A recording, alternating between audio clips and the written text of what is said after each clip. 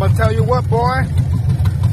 Making your fucking own serpentine out of scratch ain't for the faint of heart.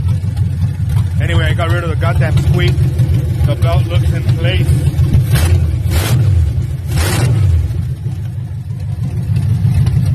Maybe. I just gotta paint it. Those rusty fucking spacers look kinda, you know.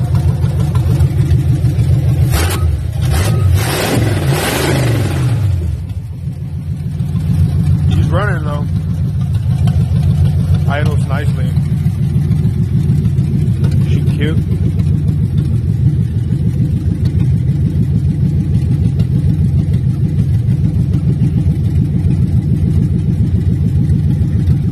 I gotta take that goddamn hood off again so I can go see what's up with them brakes and all that. Final.